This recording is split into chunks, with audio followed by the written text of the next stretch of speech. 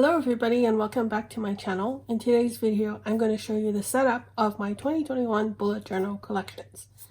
Now for my bullet journal for 2021, I have it split up into two notebooks.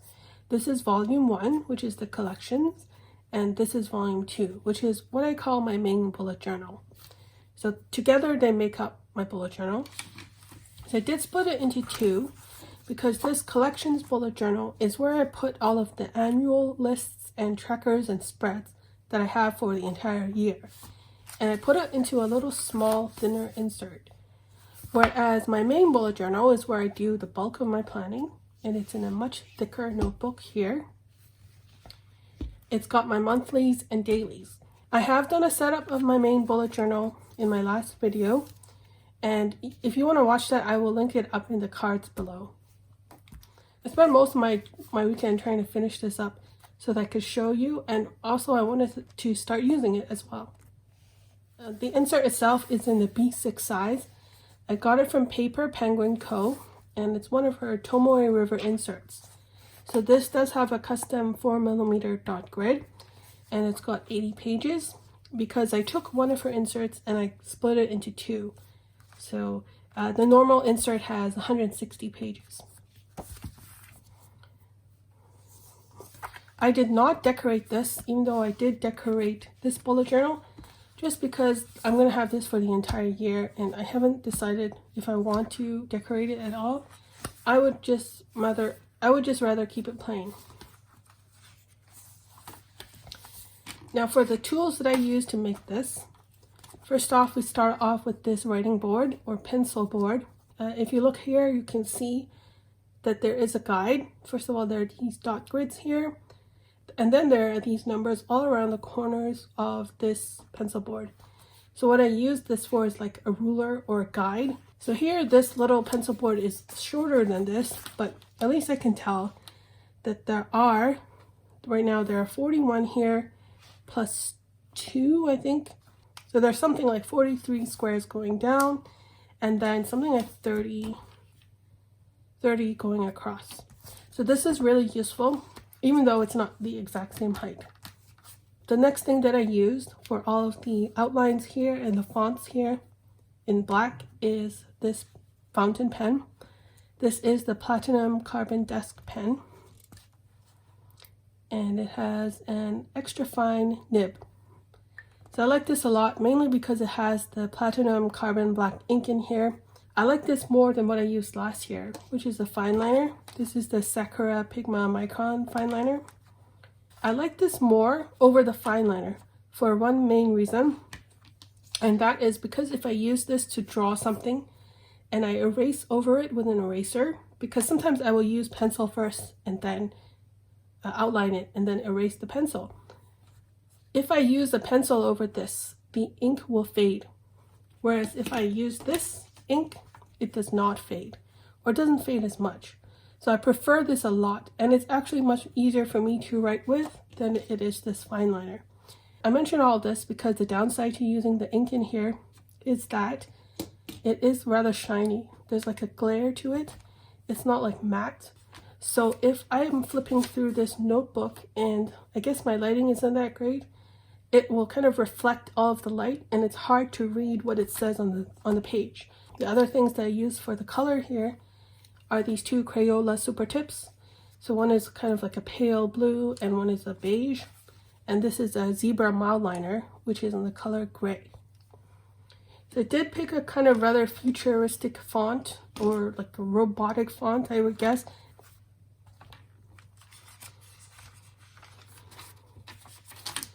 So we have the index here, which is blank, but I will fill it in later. But here at the bottom, I have a little sticker, and this is from a shop called Papershire. So I have a lot of her stickers in this bullet journal, and I will just point out where each one of these stickers come from. But this happens to be a freebie if you join her Facebook group. This part of the index is a list of all of the notebooks that I'm using for my bullet journal, for this top part here, and for my regular journals or my like long form journals. So at the top here I have volume 1 and 2 right now. This one is volume 1, and then I'm using this notebook or insert, and volume 2 is this one. So once I finish this main bullet journal here and I make a new bullet journal, then I will set up volume 3, and then we go on from there. Next is for journals, and I have 4 right now. So I probably won't go into detail on this video, but I might do it in a future video. Next up here we have the 2021 year at a glance. I do have this in an Excel spreadsheet, so I use it pretty much everywhere. This next page is the planner stack, and hopefully you can see that because it's spread out over 2 pages. This is new for 2021, and I was inspired to do this spread by watching a video from a YouTuber called Job's Journal, or that's the name of his channel. In his lineup for 2021, he had this spread called the Techo Kayi, and from what I remember, that spread is the way for you to plan out what your planners are. This is a little bit more simplified version of what his looked like, and also instead of calling it the Techo Kayi, which is something like a Japanese term, I decided to call it planner stack. I won't go into all of this in detail, but I will just mention that there is a collections bullet journal here, which is exactly what this is, and there is a main bullet journal here, which is what this is. And then all of the rest I will probably go into some detail later. This is a sticker from Papershire, which is another freebie of hers. Similar to the planner stack, we have the journal stack. And now I have all of the journals that I'm using. So actually this journal stack and this planner stack is a longer, more detailed version of what's in this index. So hopefully that makes sense. Here I track things like dates in notebooks, whereas here this is more descriptive of the kind of journals that I'm using. This sticker is also from Papershire. Next we get to the planner timeline, and we have stickers here. The journal timeline is very similar, and the sticker is also from Papershire. So they're all pretty much similar, and you can see that there are these 3 timelines here. This is all of the months of the year at the top, and then all of the days of the month going down to the bottom. So for my bullet journals, I like to put these into leather covers. Usually they're leather. And since I have a collection of these covers, I like to track which ones I'm using at any one time. So for my main bullet journal, which is this one here, I usually have it in its own separate cover. And then for this one, which is much thinner, I usually have it grouped with what I call my projects traveler's notebook. And so that's why there's another section here. I do have a spread in one of my reference binders where I color code every single cover that I have. I refer to that spread to find out what colors I'm using, and then I'll just color it in for every month of the year. And then when I switch covers, then I'll just color in another color. Although it does take a lot of time to write out all of these, and I had to do it 6 times. So it was pretty labor intensive. Next we get to the handbag tracker. Here I use the basic table. I use the Crayola Super Tips to highlight every other row on this table so that it's easier to read. And I start off with listing all of the handbags that I use and the dates that I use them, and then the number of days that I had them at a time.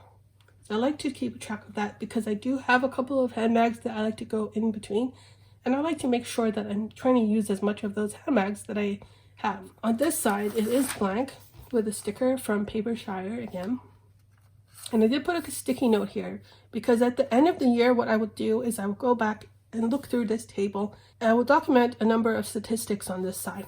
For last year, what I did was I documented the number of unique handbags worn, the most used handbags in terms of the times used, and then the most used handbags in terms of the number of days used.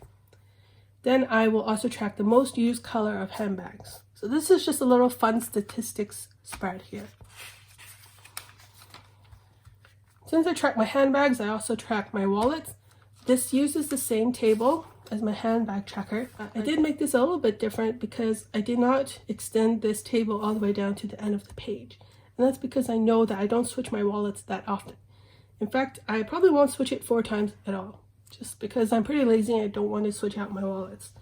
But here, it's just another way for me to track when I switch out my wallets. I do have a setup video of the last time I changed wallets if you want to watch that. Now this sticker here is from the Coffee Monsters Co. On this side we have my perfume tracker.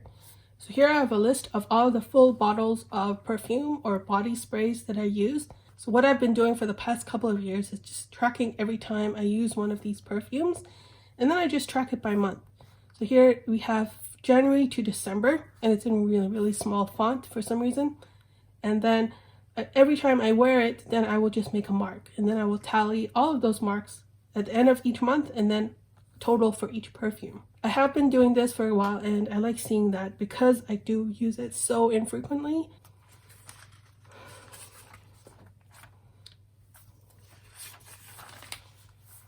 Next we get into the Reverse Rouge page and the Beauty Purgatory page. So this is all to do with kind of beauty, makeup, skincare, hair care, and so on. The sticker here is also from Papershire. This Reverse Rouge spread refers to a challenge out of a community on Reddit. The idea for this challenge is you go through every single month of the year and you track all of the purchases of beauty items that you make during that month. So on this purchases column, that's what I track, and I track the number of items. Then I also track all of the beauty items that I use up at the end of every month. And that's where the empties columns come in. The idea is for every month, you want to have more empties than purchases, so that if you have a collection of skincare or a collection of makeup, you want to use up more makeup than you buy. And if you do, and you can get to a certain amount, then you complete the Reverse Rouge challenge. So I will link to that subreddit below if you want to see more details on this challenge. Now this is just a summary spread. I do track everything on a spreadsheet, and then I just kind of write down the totals here. This next section is my health tracker. I say health tracker, but it's really for me to track my menstrual cycle or my period. I do have another timeline here, just like the planner and journal timeline, and then I will just color in every time I have my period. I do have this little printable sticker here. This is from Little Pencil Design. On this side, we have my weight tracker, and I'm going to track my weight. I haven't started this spread at all yet. I did have something like this for 2020, and I barely used it, but this year I want to make sure I keep track of my weight and hopefully lose some weight, because I do need to lose weight. This little sticker here is from Papershire. These two spreads are called Books to Read and Books Read, which is pretty self-explanatory. On this side, I have a section where I list the fiction books that I want to read and the non-fiction books that I want to read. Last year, I noticed that I didn't take up the entire page. So this year, I took this printable. This is meant to be a bookmark, but I just kind of printed it out and stuck it onto this page. This is from Happy Daya, and it's meant to be a Hobonichi Weeks bookmark. Now we get to the Books Read. I did rotate this table this way so that I can fit in more information on each line. But again, I used the Crayola Super Tips to alternate each line. And then I will just document all the books I read. The name, the author. The type refers to whether it's a library book or an ebook or whatever. And the start and end date. Now the reference column is where I reference, if I make any notes on that book, then I write down where I wrote down those notes. So usually what I do on this column is I refer to my index here. And if I write down the notes, let's say in my main bullet journal here, that's volume 2, I will write down 2, and then I'll write down the page number from volume 2. And so that's a good way to track exactly where I made notes if I want to expand on what I thought about the book from this page.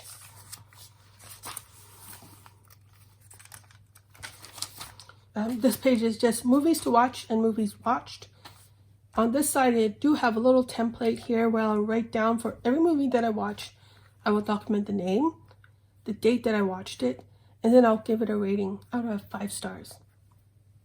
I might put some notes on what I thought about the movie as well, if I want to. Now this spread is only 1 page, and I may use more than 1 page, but I didn't want to allocate more space for it, so I just thought if I do run out of space here, then I'll just go to the next blank page and I'll just continue. Now, these 2 stickers are both from Papershire. I believe this one is not free. You have to pay for it. And I bought one of the printable stickers from her website. This next page is the iTunes declutter spread. I've been doing this for several years now. And basically, I have a big iTunes library with something like 14,000 plus songs.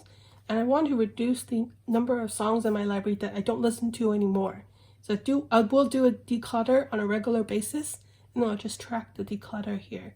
I do have some stats here. I started on January 1st, 2021, and on that date, I had this many songs. Then I'll track all of the songs that I've actually rated out of 5 stars, 4 stars, and 3 stars. So I want to make sure that I rate all of the songs that I have in my library, and they must be 3 stars or more, which means that there are songs that I like enough that I want to listen to again, and that's why they're in my library. They do have some stats here, and then at the end of the year, I will write down all the stats at the end of the year. Now, to track the number of songs that I declutter, I track the total number of songs in my library, and so that's what this tracker here is for.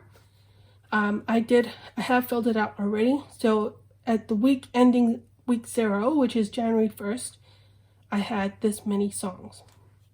Then at the end of week 2, which is January 10th, which is today, then I'll write down the number of songs that are in my library, and then I will write down the difference. Usually this should be negative. Last year I tried to track this every 2 weeks, but I didn't really keep up with that. So this year I'm keeping everything blank, and I'll just write down the week number and the date when I get to it. And for the week number, then I usually refer to this year at a glance here with the week numbers. This last column here is blank, and it says of note. Every time I listen to my iTunes library, there might be an artist or a song that stood out to me at the time. So I write down what I thought or which artists I liked in that time period, and I'll document it here. Now for the stickers on this spread, this one is a digital printable from Love Like No Other, and this is a sticker that I bought from Carrots and Olives.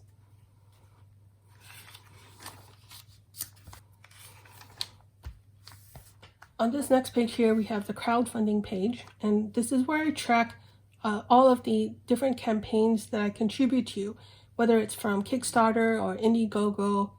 I think those are the main 2 that I know of. I am backing 4 different projects right now, and I write down the name, I write down how much I pledged, and then the due dates for all of these. On this side, I did leave blank because I do like to make notes for all of these projects, like including what kind of choices I made. If I purchased the product, then I write down, I decided on this color or this item. I write it down here. And this sticker is also from Papershire. This next page here is my bullet journal theme spread. So I did use some pencil to mark out some space. There are 8 slots here over these 2 pages. For each of these 8 months, usually I do a different bullet journal theme in this main bullet journal. And I will just make a little bit of a summary of it and put it in here. For January's bullet journal theme, I used this kind of font, and I drew this little doodle, and I used this stamp. So I put it in here like this. And if you want to see what it looks like, you can refer to the setup video of this. Then after every month, I would just recreate the bullet journal theme in these boxes. At the bottom here, I did decide to write down the months that refer to each spread, because last year what I did was I tried to condense all of these bullet journal themes into 1 page, and I thought it was too small. So I'm spreading it over 3 pages. And then at the bottom here, I wrote down that this page refers to the months of January to April. And then this refers to the months of, it should say May to August. Here we have the blank space for me to write down the bullet journal themes for September to December. And then on this spread, I have all the 12 months of the year, and I write down all of the different pens or markers or other supplies that I use to make the theme. All of the supplies here is what I use to make this bullet journal theme for January. The snow shovel tracker is a way for me to track every time I shoveled some snow. I started doing this last year because last year we got a new snowblower and I don't like to shovel, so I wanted to keep track of how often we use that snowblower. Usually what I do is I write down the date, the time spent shoveling, the level of the snow or how much snow there was, and any other notes. These little stickers here are a digital printable and they're from a shop called Mochi Kichi. I do have a second page of this snow shovel tracker, and the stickers from here are from Papershire.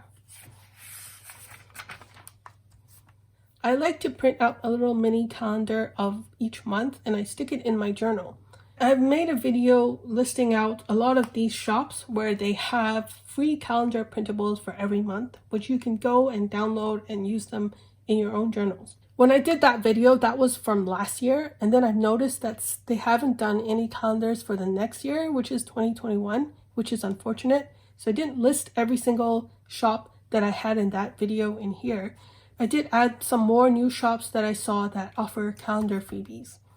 Then I have all of these columns here for every month of the year, and then I track whether or not I actually use them. For the month of January, I did print out the calendar from this shop here called Go to My Go, and hopefully I'm pronouncing that correctly. I wrote W here because technically the wallpaper that I downloaded from that shop is actually a mobile phone wallpaper, and it's not really like a calendar meant for a journal, but I use it anyway.